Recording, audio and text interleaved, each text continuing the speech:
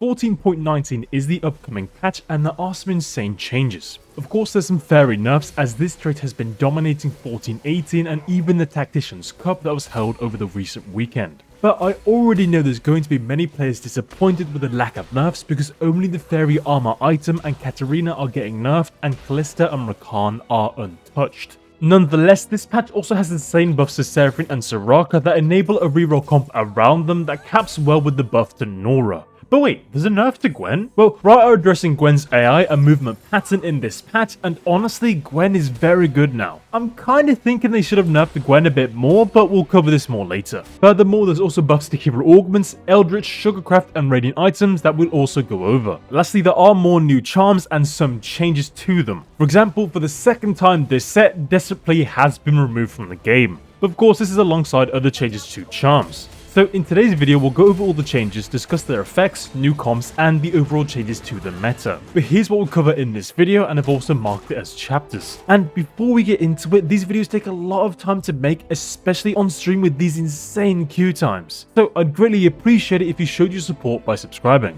But with that covered, let's start with Seraphine and Soraka reroll because that is this patch's emerging comp. Firstly, the buffs greatly increase their damage output. Seraphine is receiving around a 10% buff to her AP ratios, and Soraka will require 10 less mana to cast. So AP on Seraphine will be much more effective now, and her backline damage is very powerful. Soraka functions far better because she doesn't really need items to be impactful due to her healing and AoE damage. But of course, if you give her items, she will do more healing and damage. However, do bear in mind that Soraka can't critically heal, and so there's a bit of wastage with items like Rabadon on Dual Gauntlet on her. But this is the board that I've been playing around Seraphine and Soraka reroll. And as you can see, it's really straightforward. You reroll Seraphine and Soraka alongside Rumble and or Galio. There's also some potential with solo frontline Vex if you give her a stone plate due to how her shielding works and how big it can get. Of course, as many 3-stars as possible is great, but you need to make sure you have at least a 3-star tank. Also, bear in mind that playing more mages sooner is the priority, and you should only play Ezreal if you can or you're level 9.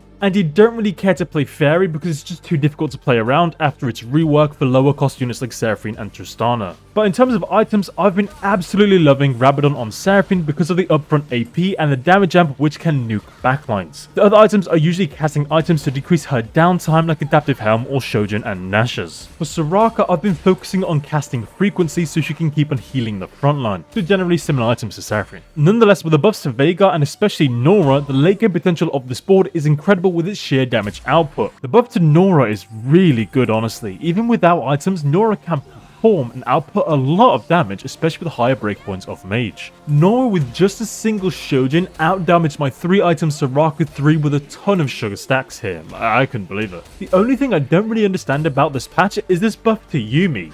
What's that about? Why does she need AD? But going back to those Veigar buffs, while you may think that Veigar reroll is back, I honestly think that Seraphine reroll is better. Of course a Veigar 3 is stronger than a Seraphine 3, but Seraphine is incomparably easier to play as she has more flexible itemization and you can roll so much sooner and conserve so much more HP. Now, there's a ton of extra information I've learned about Soraka and Seraphine reroll, but I don't want to deviate too much from the overall patch in this video. For example, Taric is a massive problem for Seraphine and the Mage board generally because he sucks in all the projectiles and greatly reduces the value of the ults from the mages. So if you want to see all the extra information, I've made a channel in my Discord to share it and everything extra I've learned about this patch, like Seraphine's best artifacts, alternative comps, better iterations on Ahri reroll, and more. But I'll also leave a comment below with the same information, although I'm not sure how well it reads without formatting. So check the comment description or join the Discord if you want to see this extra information. But moving on, let's talk about the buffs to Eldritch. Each breakpoint of Eldritch is receiving more HP from the stage scaling and the 7 piece will be dealing more damage. So generally the summon will be substantially more tanky in each stage, especially if you have multiple 3-star Eldritch units. So I rerolled Eldritch to capitalize on these buffs and give as much AD,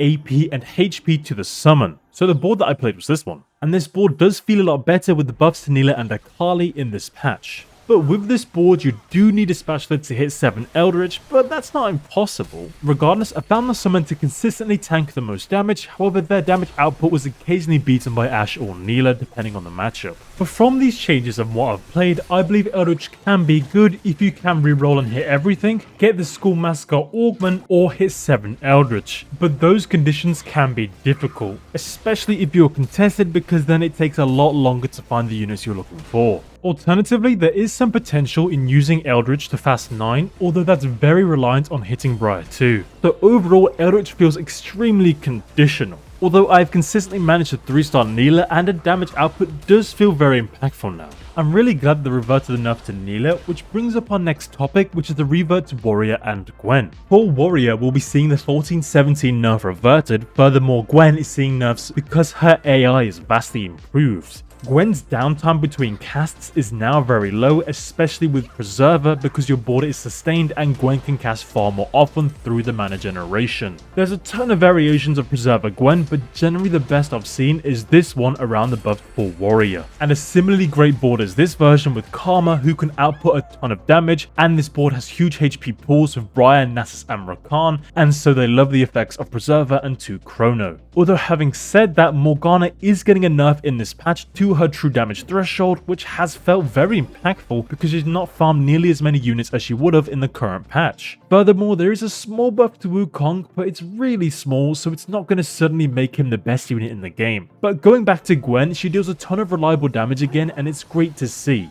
And with that buff to Gwen and Wukong, and this buff to Jinx, Ziggs Sugarcraft can exist again, especially with it also receiving a buff in this patch. I've ran into Ziggs Sugarcraft a few times on the PvE, and every time my opponent played a board like this. And on this board they always used Kench's Arcana just to give as much raw HP and stats to Gwen as possible. Regardless, Gwen is back, but the same can't be said for every warrior as Katarina is seeing enough in this patch. Katarina is having her AP ratios reduced at each star level by 10, 15 and 25 respectively. Now I do understand this nerf because the ceiling of Katarina 3 is insanely high, especially into units that are clumped together. However, even on the current patch, Katarina can struggle to reliably deal damage into certain comps and if she has no shred. Katarina is far more conditional as a carry than others like Gwen and Kalista. Therefore, in this patch, I'm afraid that Kat will just be relegated to being a trait bot because it's just too risky and expensive to go for Katarina 3 despite how powerful she can be. Objectively, Gwen and Kalista are just more reliable, safer, and in turn more consistent carries than Katarina.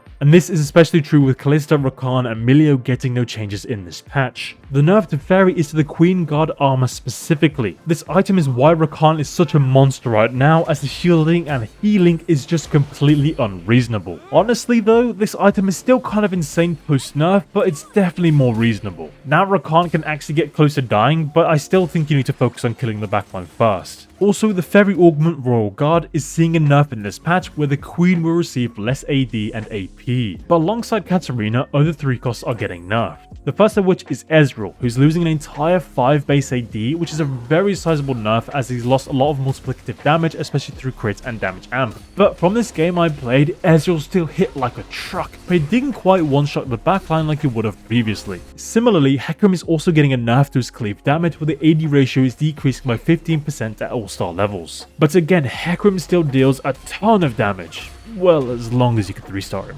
Hecarim is super contested, so it can be a bit rough, but this nerf brings Hecarim more in line. And something else that's being brought in line is Honeymancy. In 14-19, 3 Honeymancy will lose 1% of the bonus magic damage based on damage dealt, and this should hopefully address 3 Honeymancy being better than 5, especially in conjunction with the Arcana trait, although I kind of honestly doubt that. Additionally, 7 Honeymancy will be dealing more damage based on damage dealt, but less on damage taken. Now this is a nerf to 7 Honeymancy because your emblem holders will actually need to deal damage to proc the trait rather than just existing and reflecting damage they're taken. There's also nerfs to Ziggs, where he's losing AP ratios on his primary target as well as on his AoE damage. This nerf is mostly targeted to Ziggs reroll as the 3-star ratios are losing the most. But Ziggs actually feels like a 1 cost now, and he'll actually need a few casts to get through your front line and to kill your backline. And interestingly enough, the opposite of this nerf to Ziggs is happening to Syndra. Her primary target and AoE damage is seeing a buff in this patch, which is again most impactful at 3-star.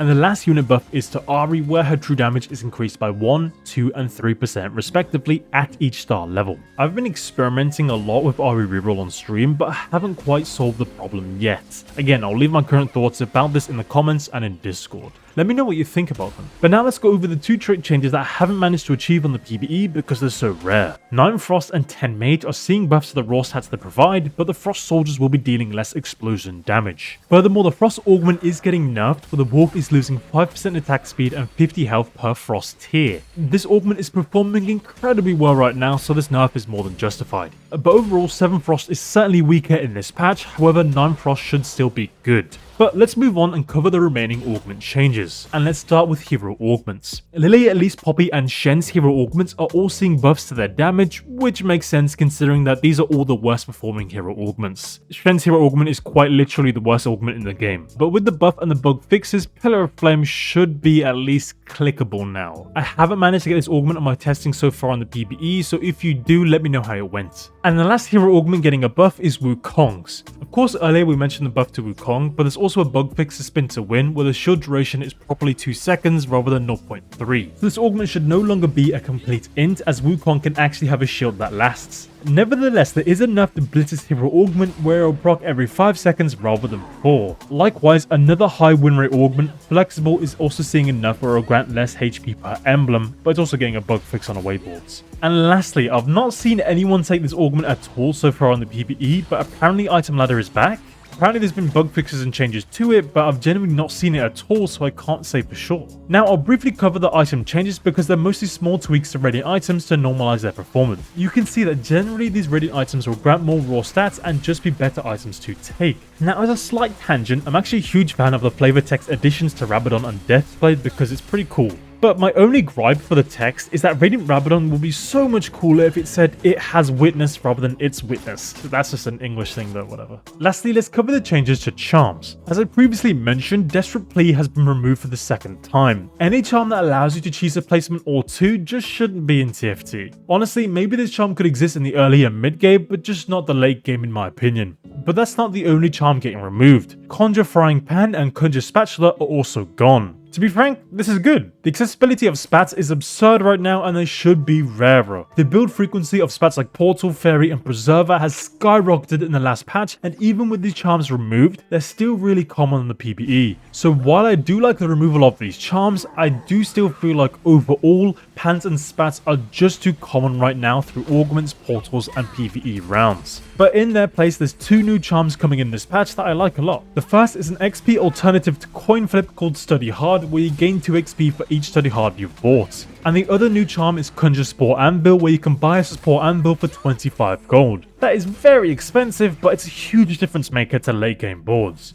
And charms that were similarly impactful in the late game were also returning, that being Lightning Strike and Meteor Storm. Lastly, the Tremors charm is getting a nerf where it's done every 10 seconds rather than 8. So overall, here are my thoughts on this patch. While Faerie is getting nerfs, I think these changes sharply focus the trait on late game units, specifically Kalista, Rakan and Milio. I found that Seraphine and Tristana struggled to play around Faerie, especially with how well they scale with their class. For example, with Seraphine Reroll, you just focus on Mage and you don't bother with Faerie. But speaking of Seraphine Reroll, I think it will be very present in this patch. I don't think it will win you every lobby because there are some insanely capped boards that can exist, but Seraphine will still guarantee you a top 4. But I do think the nerfs of 3 costs like Katarina and Ezreal will somewhat dissuade players from 3 cost reroll as a whole, especially with lower cost units and higher cost units being stronger in this patch like Seraphine, Gwen and Nora. And I don't think spats and pans are much harder to acquire through just removing the charms, and deep verticals should still be present in the next patch. Similarly, 1 cost hero augments should be more common with their buffs, and we'll likely see more Sugarcraft or Warriors as a Fiora Gwen pair has returned with a vengeance. I don't think Eldritch will suddenly become S tier, but I do think it can perform well conditionally. For example, if you hit all your 3 stars or you manage to hit 7 Eldritch with the Briar 2. Finally, the Arcana unit and Varus didn't change much in this patch, so Arcana Varus should still be a great performer. And this is similarly true for Rise and Preservers. I am expecting Kinsh's Arcana to eventually get nerfed due to sheer raw HP it can grant, but we'll have to see for future patches. For now, I'm going to continue my investigation on Cassiopeia, Ahri and Tristana reroll. I do believe that most players are building Ahri and Cassiopeia incorrectly, but I'll need to explore their comps and stats more. So make sure you subscribe to me on YouTube and follow me on Twitch so you can catch me doing exactly that. And of course, thank you to my members and Twitch subs for supporting me so I can keep on making content like this. You guys are awesome. But yeah, what do you think of this patch? Are you as worried about Seraphine reroll as I am? Is Faerie still going to dominate? And are you looking forward to the 5.5 set revival? Let me know in the comments and remember to subscribe.